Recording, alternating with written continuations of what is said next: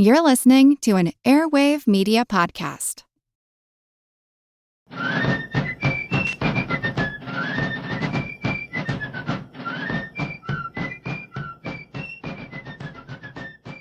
Hello, and thank you for joining the American Revolution. This week, episode 375, Ratifying the Bill of Rights. We last left the Bill of Rights back in episode 362 when Congress approved 12 amendments to the Constitution and sent them off to the states for ratification. Most of the amendments were pretty uncontroversial. They simply restated the rights for which Americans had fought the Revolutionary War and which most states had already adopted in one form or another at the state level. Federalists, like James Madison, never really objected to a Bill of Rights. They mostly saw it as unnecessary since the federal government was one of limited enumerated powers and the federal government was not given the power to violate any of those rights. When state debates over ratification of the original Constitution raised the issue of a lack of Bill of Rights, Federalists, again like Madison, did not want to delay ratification over the issue, but they did promise to add a Bill of Rights as soon as the new government was established.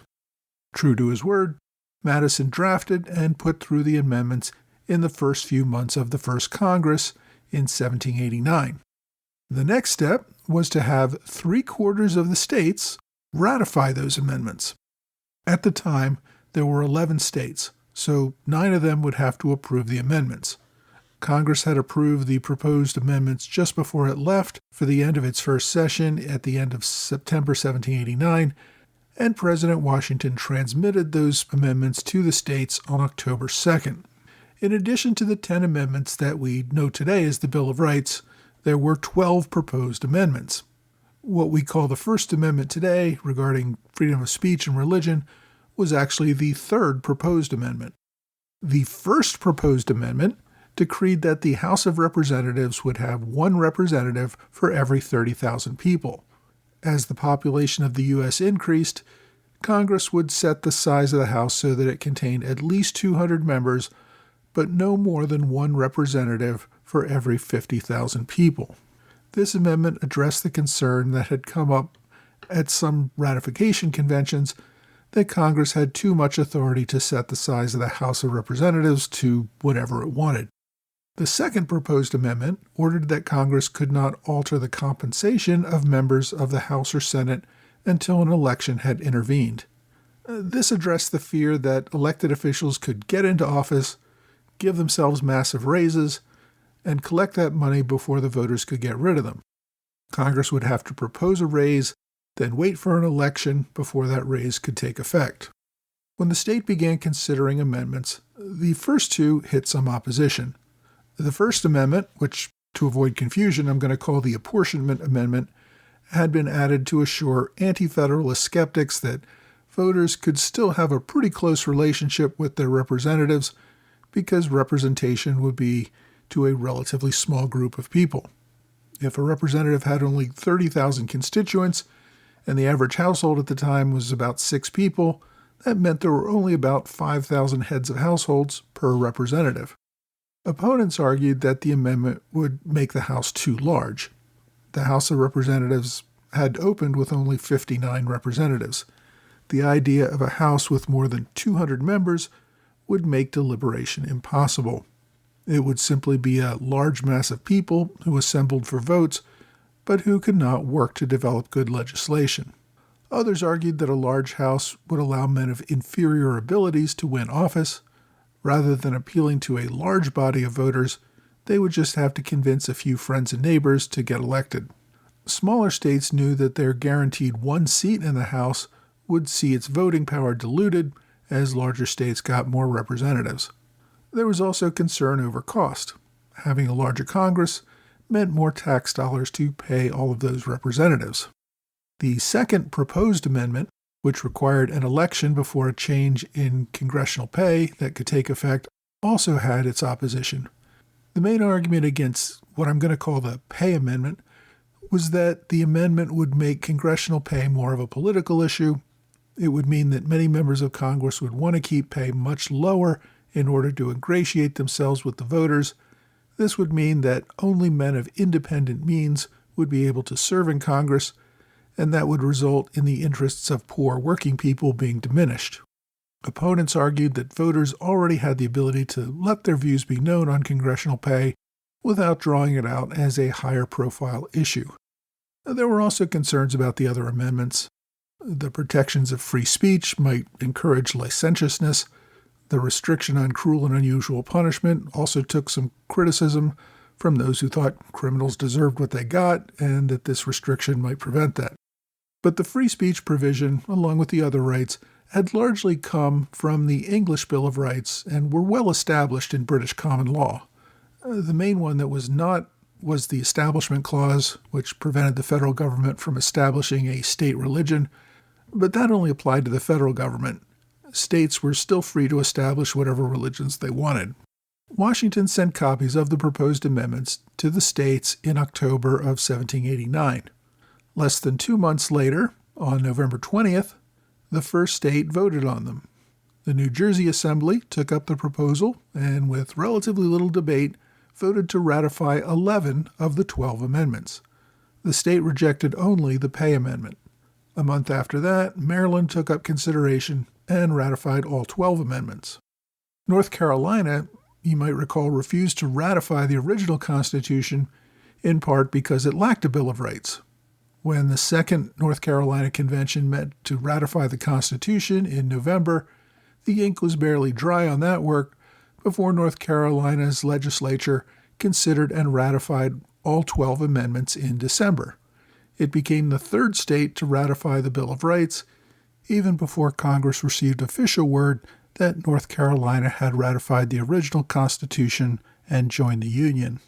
South Carolina followed suit a few weeks later, ratifying all 12 amendments. Also in January, New Hampshire signed on, approving all the amendments except the pay amendment. Delaware approved all except the apportionment amendment. Delaware, of course, was a very small state, had only one representative, and was unlikely to get another under any measure, so this amendment only gave more power to other states. So within 3 months of the proposal, 6 states had already voted on the amendments and had voted to adopt 11 or 12 of them. But as we saw with the Constitution, the earliest states were the easiest. New York continued the ratification process, approving 11 amendments and rejecting the pay amendment in February of 1790. Pennsylvania took up the amendments in March. They were the first to approve only 10 amendments. They rejected both the apportionment and the pay amendment. So by this time, the states were just one state away from ratifying at least 10 of the amendments. In May of 1790, Rhode Island finally joined the Union and ratified 11 of the amendments, rejecting the pay amendment. But Rhode Island's entry into the Union also brought the total number of states to 13, meaning that 10 states would now have to ratify rather than only 9 to get the necessary 3/4 vote required. But that was it. With 1 vote shy, no other states ratified any of the amendments for the next year and a half. In November 1791, Vermont also joined the Union and ratified both the Constitution and all 12 amendments. But Vermont's entry brought the total number of states to 14, meaning that the required 3/4 rose to 11 states. One important holdout by this time was Virginia. As I said, Madison never really thought that a Bill of Rights was important, as he deemed it unnecessary. But to make his constituents happy, he had drafted them and pushed them through Congress. 2 years after the fact, though, Virginia still refused to vote on them. Virginia had been reluctant to ratify the Constitution because it lacked a Bill of Rights. George Mason of Virginia had refused to sign the Constitution at the convention based on that lack of a Bill of Rights. Now, state leaders were refusing to approve the Bill of Rights that they had been demanding. Now, one reason for the reluctance was that many anti-federalist leaders thought that the amendments did not go far enough. They called it a, quote, tub to the whale. That's an 18th century saying that probably needs some explanation. Obviously, a tub of water does little for a whale. By providing a tub to the whale, opponents thought that the proposed amendments were offering a phony and insufficient solution to the very real problem of a dangerously powerful federal government. Patrick Henry remained an outspoken foe of the new government and still had not given up on his dream of holding a second constitutional convention to rewrite some of the major flaws that he saw in the first one. Henry believed that if the people ratified the Bill of Rights, it would quash all the political energy toward demanding that second convention. To people like Henry, the Bill of Rights, as proposed, was simply a restatement of pretty non-controversial personal liberties. It completely ignored Virginia's concerns that the federal government had too much power of taxation and the regulation of commerce. These had to be addressed now, or that moment would pass. The Virginia House of Delegates took up debate over the Bill of Rights only weeks after receiving them in 1789. Henry, by this time, was no longer governor, but he was still a member of the legislature and spoke against ratification. It soon became clear that Virginia's House was willing to ratify the amendments, but the state Senate was not. The senators not only objected to the apportionment and pay amendments, but also to what we today call the First, Sixth, Ninth, and 10th Amendments. Their issue was that the wording of these amendments was not nearly as strong as the proposals that they had sent to Congress along with their ratification of the original Constitution. They wanted that language to be much stronger. The problem, of course, was that a ratifying vote was simply an up or down vote. They had no authority to reword these proposals. In the midst of this debate, Henry simply left Richmond and went home. He didn't announce his reasons, but it was generally believed that he had become frustrated that the legislature was unwilling to fight for stronger language. After Henry left Richmond and went home, the legislature voted on a motion to demand that Congress propose new amendments that use stronger language like that Virginia used in their proposals that they had sent from their constitutional ratifying convention. The vote on this demand was a tie, and the Speaker voted against it, causing the motion to fail. Henry's presence would have allowed that motion to pass. Even so, the legislature also failed to ratify the original amendments. Opponents were successful in getting the legislature to defer the matter to the next session. When the next session came, the legislature did not take up the matter again, but instead just dealt with other matters. Finally, in the fall of 1791, the Virginia legislature did take up the debate again. By this time, it was clear that there was not going to be a second constitutional convention, and that the U.S. Congress was not going to reconsider the wording of its amendments. The choice was to have this Bill of Rights or none at all. Having accepted that fact, the Virginia House of Delegates approved all 12 amendments nearly unanimously on December 5, 1791. 10 days later, the Senate also ratified all the amendments. This gave the federal government the 11 state ratifications it needed to put into effect the 10 amendments that we know as the Bill of Rights. Even with the announcement of the ratification of the 10 amendments, there were still 3 states that had not acted. The pay amendment, which had fallen 5 votes short so far, seemed pretty much dead. The apportionment amendment, which was only 2 votes away from success, still had a chance of ratification. Connecticut had considered the amendments in late 1789, shortly after they received the proposals from Congress. At that time, the Connecticut House approved 11 of the 12 amendments, rejecting only the pay amendment. The governor and the Senate supported all 12 amendments. But because the 2 bodies did not agree, and they refused to compromise, the Senate voted to delay action until the following spring.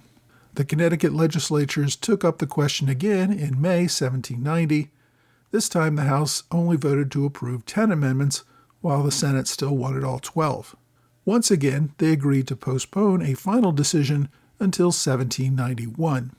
After Virginia ratified the amendments, putting the Bill of Rights into place, Connecticut gave up all further consideration and never bothered to make a final determination on ratifying any of the amendments. Georgia had been one of the states that demanded a Bill of Rights when it ratified the original Constitution, but when it came time to ratify this Bill of Rights, Georgia simply didn't act. During the debate in Congress, Georgia Congressman James Jackson argued that the amendments were unnecessary since the Constitution had limited enumerated powers, and those powers already denied the federal government any authority to infringe on individual rights. He thought the proposed amendments were a mere restatement of rights and would not lead to any actual security. These views seemed to be shared by the Georgia legislature, which never took up debate on the amendments. Massachusetts debated the amendments, but never came to a final conclusion. In early 1790, when the state legislature came into session, Governor John Hancock encouraged the legislature to ratify the amendments. A month later, the state Senate agreed to approve 10 of the amendments, rejecting the apportionment and pay amendments. The House also rejected the apportionment and pay amendments. The rejection of the apportionment amendment is particularly surprising since Massachusetts had demanded that such an amendment be added when it ratified the original Constitution. 2 years later, the legislature was rejecting this idea. The two houses were not in agreement, though, because the House also raised concern about the 12th proposed amendment, what eventually became the 10th Amendment in the Bill of Rights. This one explicitly reserves unenumerated powers to the states or to the people. Several members raised concerns about the wording. They thought it was too vague, so the House ended up approving only 9 amendments, while the Senate had approved 10. Because of this dispute, and even though the houses did agree on 9 of the amendments, they did not pass a formal bill and notify the federal government of their ratification. As a result of not completing the process, Massachusetts' support for the Bill of Rights was never finalized. When Jefferson announced the ratification of the 10 amendments, Massachusetts legislators dropped the matter completely since they considered further debate irrelevant. At the end of December 1791, President Washington received word that Virginia had become the 11th state to vote in favor of ratification. That meant that 3/4 of the states had ratified 10 of the 12 amendments. They were now part of the Constitution. A few months later, Secretary of State Jefferson sent announcements to the governors, burying this announcement in a list of other matters. Quote, "I have the honor to send you, herein enclosed, 2 copies duly authenticated of an act concerning certain fisheries of the United States and for the regulation and government of fishermen employed therein. Also of an act to establish the post office and post roads within the United States. Also the ratifications by 3/4 of the legislatures of the several states of certain articles in addition and amendment of the Constitution of the United States proposed by Congress to the said legislatures." Jefferson's announcement, almost in passing along with other legislation, gives an indication about how much of a non-event ratification was really considered at the time. Supporters of the Bill of Rights mostly thought of them as irrelevant restatements of obvious rights. Opponents generally agreed with that, but wanted stronger protections that would actually mean something. Most leaders considered the whole effort as a sop to voters that basically said, yes, we support individual rights, and here is a list of some which we like. The actual defense of these liberties would still require that the people and their representatives live up to them.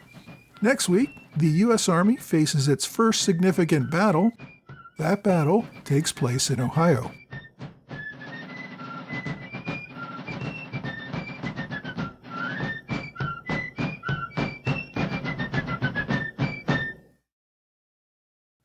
Hey, thanks for joining the American Revolution Podcast After Show, part of the Airwave Media Network. Thanks to my Patreon supporters in the Alexander Hamilton Club, George Davis, Michael Mulhern, Mitchell Anderson, and Gordon Kemp. Thanks also to Robert Morris Circle supporters, Chasen Harrison, and Patrick LeBeau. I really appreciate everyone who supports this podcast. It allows me to continue this project, and it means a lot to me. As a thanks to those of you who are willing to make a significant contribution, I like to send a gift. And I want to remind everyone that I do send out a magnet at everyone who supports me on Patreon at the $10 level or higher. You need to sign up at that level on Patreon if you want to receive the limited edition Revolutionary War magnets that I will be sending out this year, 2026, for the sesquicentennial of our nation's independence. You need to sign up by the end of January if you want to get all 12 of these magnets. I also want to thank Christopher Coates, who gave a one-time gift via Venmo. I really appreciate anyone who, even if you don't want to make a commitment on Patreon, sending me a one-time gift is very much appreciated, and you can do that via PayPal or Venmo. There are links on my blog and in the show notes. This week we covered the state ratification of the Bill of Rights. Now, I've noted in an earlier episode that the rejected amendment on congressional pay, which came up 5 votes short of the 11 needed for ratification, continued to attract support over many years. In 1992, Michigan became the 38th state to ratify that amendment, making it the 27th amendment to the U.S. Constitution, a ratification process that took 203 years. The apportionment amendment, which could have passed if just 2 more states had ratified, never made it to the Constitution. If it had, we would have about 7,000 representatives in the House today. It's also notable that the only amendments that found any real controversy were those 2 that did not pass. There were a couple of states that questioned the vague language of the 10th Amendment, but only Massachusetts voted it down in its state deliberations. Since it never had a final vote, that didn't really apply. I also noted Virginia's concerns about what became the First and Sixth Amendments, but after some discussion, they ultimately supported those as well.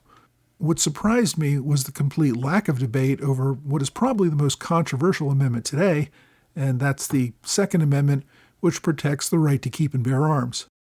I can say I didn't read any dissent on that amendment at all at the time. There had been some debate over that amendment in Congress, but that was when there had been a provision written into the amendment that exempted men from militia duty if they had religious reasons for doing so. After that provision was removed, the amendment got almost no pushback anywhere.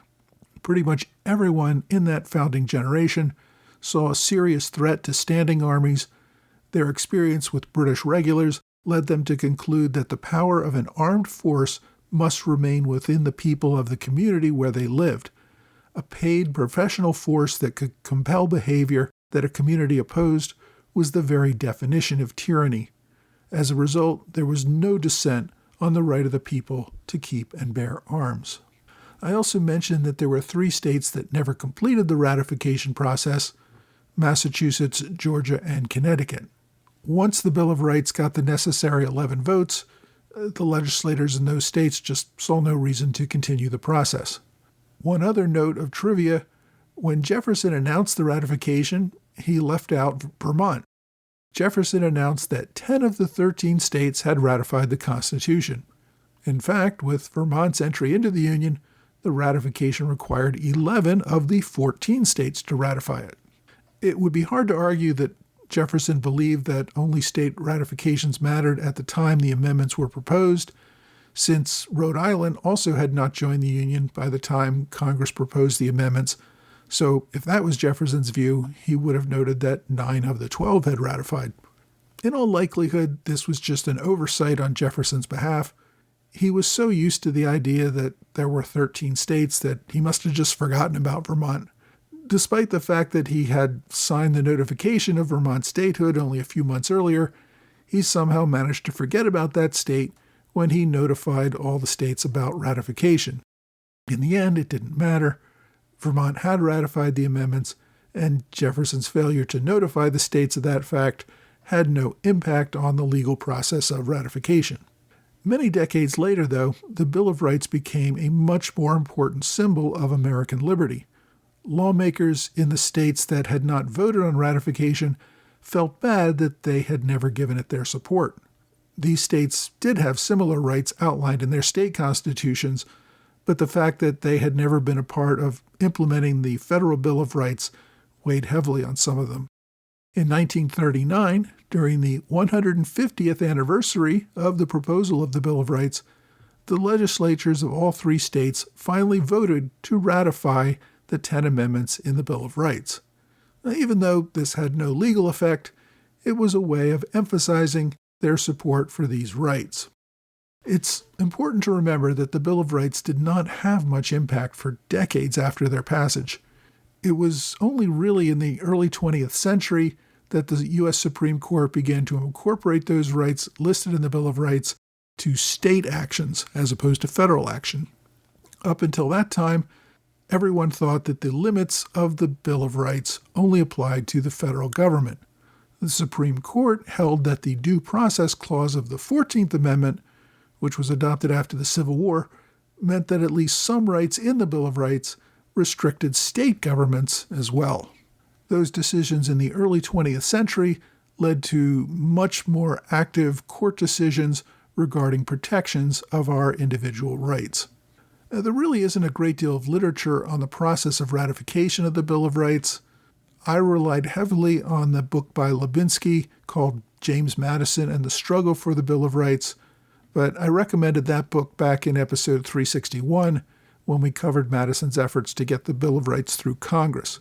So my book recommendation this week is a different one called The First Congress: How James Madison, George Washington, and a Group of Extraordinary Men Invented the Government by Fergus Bordewich. This book does a great job of covering the government in the first couple years of operation.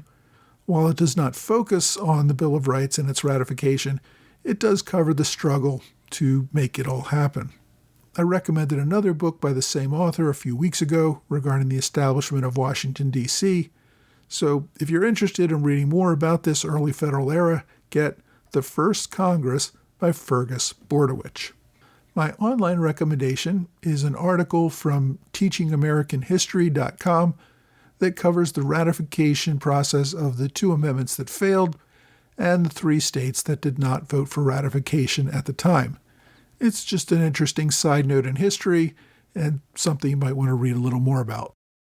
My question this week comes from Matthew Mason, who asks, when you say the government paid off its loans, how did they do that? Did they actually send currency, specie, or was it through favorable trade deals? Well, Matthew, much of the debt was being held in the form of continental currency. Paper dollars were not actually considered money. They were promissory notes that they could eventually be exchanged for real money, which was gold or silver. The opportunity to actually make that exchange was not available for so many years, which is why the notes depreciated in value. In the final years of the war, the Continental Congress hoped to start doing something to take some of these notes out of circulation. So they asked the states to accept continental dollars as payment of state taxes, then remit those dollars to Congress as part of funding requisitions that each state owed to Congress. This removed some of them from circulation, but it was largely a failure because many states refused to accept the continental dollars and they also refused to pay their remittances. After the war, and especially after Congress agreed to the assumption of debt in 1790, states were more willing to redeem notes for payment of state debts. The federal government also bought back some paper in exchange for bonds, but at the time it was paying about 1 penny on the dollar. By 1790, about 60% of these continental paper dollars had been redeemed. When Congress passed the Funding Act of 1790, the Treasury Department was bombarded by note holders demanding that it exchange their paper for specie. Congress now had some authority to collect taxes, but it was going to take time to accumulate enough specie to actually pay off those debts. And also by this time, most of the paper was held by currency speculators, not by people who had originally received those dollars. After the establishment of the First Bank of the United States, holders of paper debt could exchange their paper for banknotes, but again, this was exchanging paper for paper, essentially old debt for new debt. Banknotes promised the ability to get specie eventually, but there were many restrictions on actually getting the limited specie that was held by the bank. The U.S. also owed debt to foreign countries, mostly the French government and Dutch bankers. There were no gold shipments across the Atlantic in either part of the transaction. When the U.S. had borrowed the money, the loans had been used to buy military equipment in Europe, and so the debt was just added on paper, and we got the stuff which we shipped across to America. Repaying the money worked much the same way. As Europeans purchased U.S. goods, they could pay for them by allowing the American seller to collect on debts owed by the U.S. government. As I mentioned last week, during the Haitian Revolution, the U.S. also provided some aid there and deducted those costs from its debt to the government of France. Eventually, in 1795, the federal government got a private Boston investor named James Swan, who agreed to repay France all the money we still owed them. Again, Swan raised money from other American investors and used paper exchanges to repay the French government. Almost all the repayments involved swapping debt for other debt until everything came out even. There was no large exchange of gold or silver to settle any of these debts. If you have a question you'd like me to answer, please reach out to me either via email or on X, Facebook, Quora, or Reddit. Well, that's all for this week. I hope you will join me again next week for another American Revolution podcast.